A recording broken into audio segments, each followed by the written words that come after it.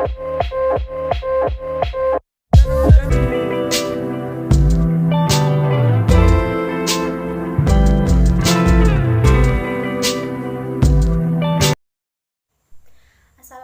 warahmatullahi wabarakatuh. Kembali lagi dengan saya Rika Agustin, NIM E 2019-1190. Di sini saya akan mempresentasikan materi saya secara singkat tentang keseimbangan AD dan AS. AD yang saya maksud di sini adalah aggregate demand atau permintaan agregat, yang berarti sebagai tingkat pengeluaran yang dilakukan dalam ekonomi pada berbagai tingkat harga. Nah, pengeluaran agregat ini menggambarkan tentang hubungan antara pengeluaran yang akan dilakukan dalam perekonomian dengan pendapatan nasional. Kemudian AS. AS ini adalah aggregate supply atau penawaran agregat, yang berarti penawaran barang dan jasa yang dilakukan oleh perusahaan-perusahaan dalam suatu negara. Nah, penawaran agregat dikaitkan dengan tingkat harga. Dari sifat-sifat permintaan agregat atau AD dan penawaran agregat atau AS, analisis AD dan AS ini merupakan analisis keseimbangan ekonomi negara dalam keadaan harga yang mengalami perubahan. Analisis tersebut bertujuan untuk melengkapi analisis penawaran agregat sampai dengan pengeluaran agregat, sehingga dapat diperoleh Y sama dengan AE. Selanjutnya ada perbedaan teori, yaitu dari teori klasik dan teori Keynes. Di sini saya bahas teori klasiknya terlebih dahulu. Nah, ahli-ahli ekonomi klasik ini berkeyakinan bahwa perekonomian selalu mencapai tingkat kesempatan kerja penuh. Dicontohkan oleh hukum Say atau pandangan Jean-Baptiste Say yang menyatakan supply creates its own demand. Nah, adapun makna dari supply creates its own demand ini, yang pertama, dalam ekonomi terdapat cukup banyak permintaan dan oleh sebab itu setiap jenis barang yang diproduksikan akan dapat terjual di pasar. Yang kedua, wujudnya permintaan agregat yang cukup besar ini akan menjamin terciptanya tingkat kegiatan ekonomi yang tinggi yang menggunakan semua faktor produksi yang tersedia. Yang ketiga, setiap perekonomian akan selalu dicapai kesempatan kerja penuh.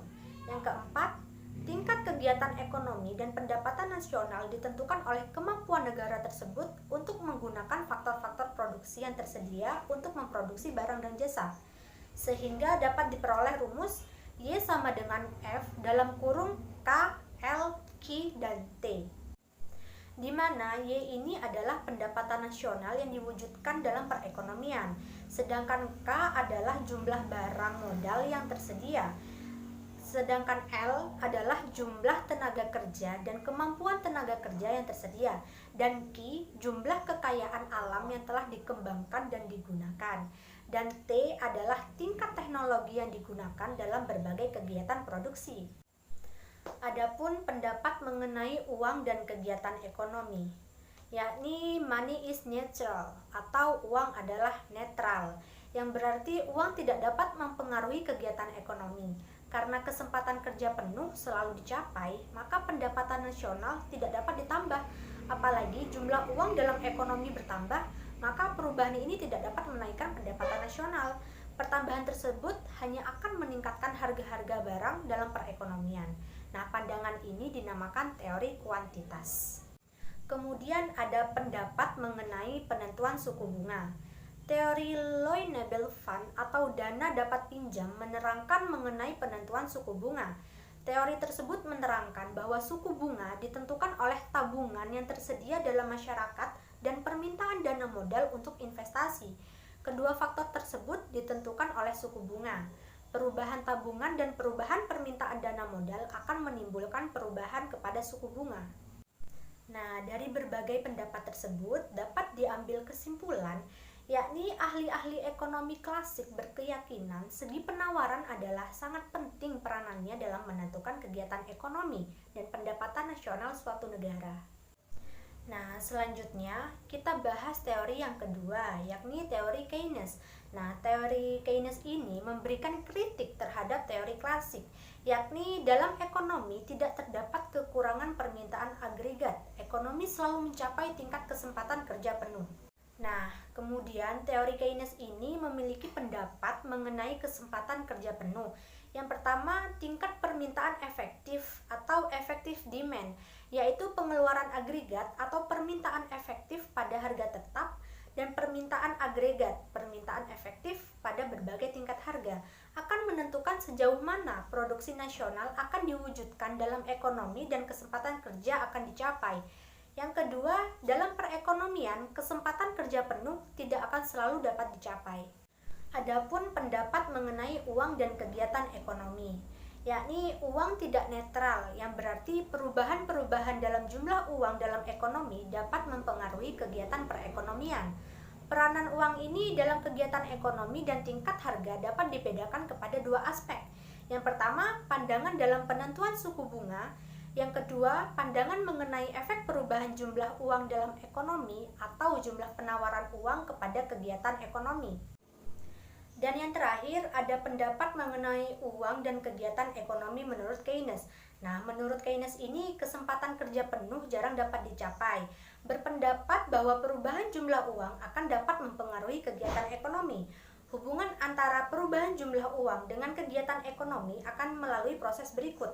Yang pertama, perubahan jumlah uang akan mempengaruhi suku bunga. Apabila jumlah uang bertambah, suku bunga akan turun.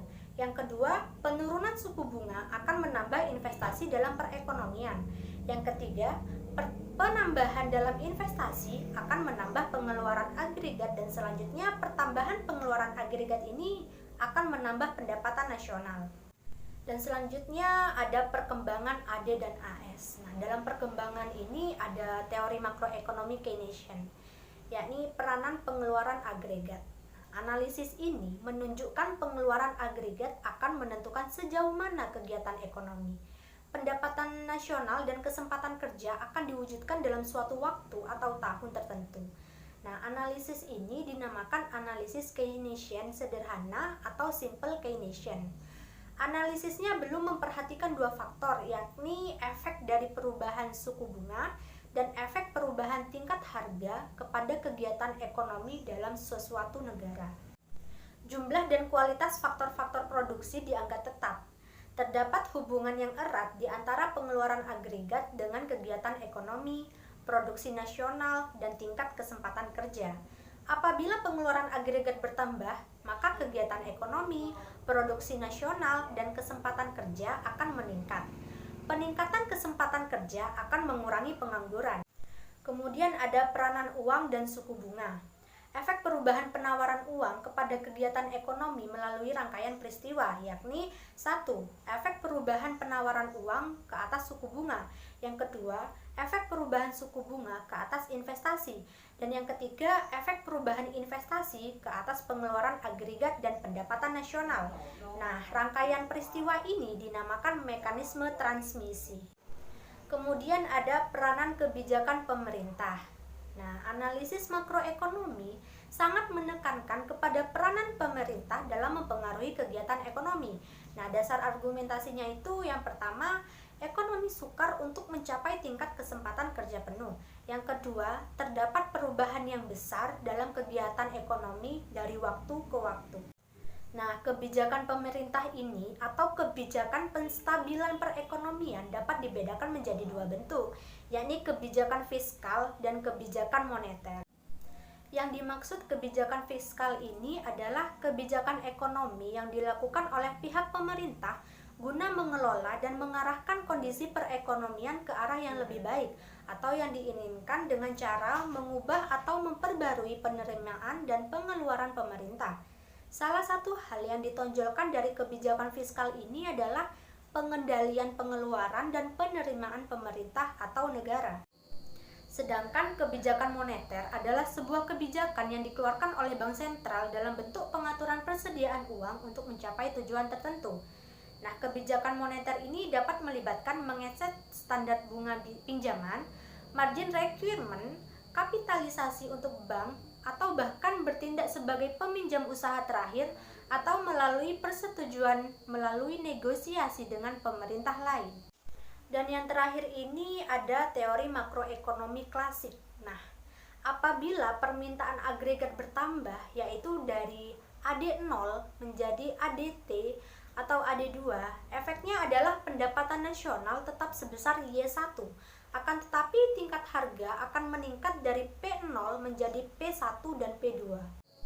Sekian presentasi singkat dari saya. Kurang lebihnya mohon maaf apabila ada salah kata dan salah pengucapan. Wabillahi taufik wal hidayah. Wassalamualaikum warahmatullahi wabarakatuh.